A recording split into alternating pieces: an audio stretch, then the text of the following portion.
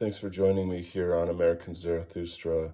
This is a short video series looking at some of my older artworks. I'm thinking through a new direction in my art, and so I'm kind of looking back at works that I've done to try to figure where I'm going to go from here. This piece is more of a conceptual piece. I would actually say that this piece is more of a kind of a sketch meant to work out some ideas that I might then take to canvas and do something that's a bit more fleshed out. A lot of times when you have ideas, you really just have to execute them. You don't want to leave your ideas fallow inside your mind. You have to put them on paper, and whether it works or not, then you'll see. Then you build off of that, and every painting is kind of a step on a kind of a ladder. They say you only paint one painting in your life, you just do it over several canvases. And so this piece here, let's zoom in a little bit and look at some of these aspects here. I have this kind of, what do you call it, one-point perspective. This is something you see in a lot of early surreal art, this kind of barren landscapes. I think it's an element of art that is really traditional in Western art. And then here I have all these opposites, right, left, women, men, love, hate, day, night, cold, hot, low, high, heaven, hell.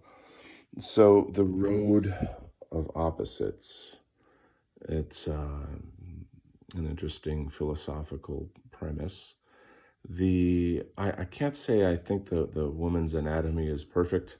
I don't know how much that really matters. I think it's more about the power of the feeling or the impression of this character. She in some way is not safe. There's something sinister about her in some regard. The way her face is portrayed, no eyes. She's coupled with this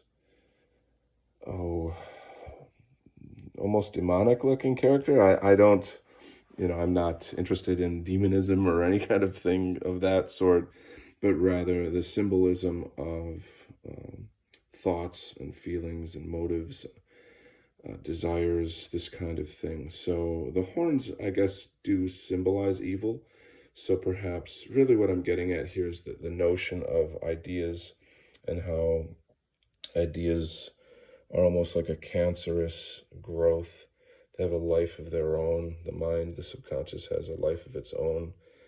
And I think inside we hold a lot of thoughts that we wouldn't share on a public level. And in a sense, that's essentially what this symbolizes. These kind of eyeballs that I'm putting in here, I think are symbolic in the sense that they're meant to be who's watching who, are this sense of watching yourself and contemplating yourself and finding your place in the universe among these opposites. Desire is obviously a theme here. There's some sort of a sexual aspect to this.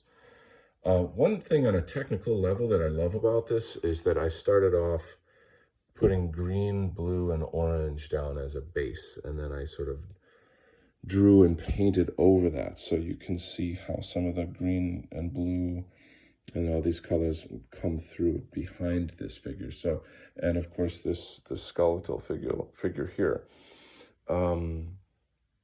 These kind of, what do you call them? Ripple images. I feel that there's something, first of all, they mimic the shape of the eyeball, which I think is in a strange way beautiful. But also they seem to indicate the effects of our actions, the effects of our thoughts, the ripple effect. I mean, it's kind of a simple thing to understand. These kind of arteries coming out of the eye or surrounding the eye. There's something organic, something about the human body and in some way that fascinates me and disgusts me at the same time. And so, the sense of like love and hate, good and evil, attraction and repulsion, these are interesting themes, and things that I think we navigate all the time in life without fully understanding what they mean to us. So, that's the work is it's a philosophical inquiry. Let's agree to that. How about that? And then I always love just the messy watercolor organic quality of the paint.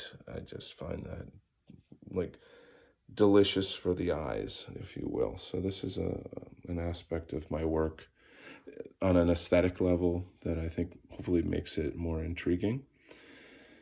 So, should I continue doing work like this? Is this degenerate? Is this too postmodern? Is it how can this kind of language fit into the world of white well-being? And how could this be a form of art in the white art collective? Leave your comments below. Thank you.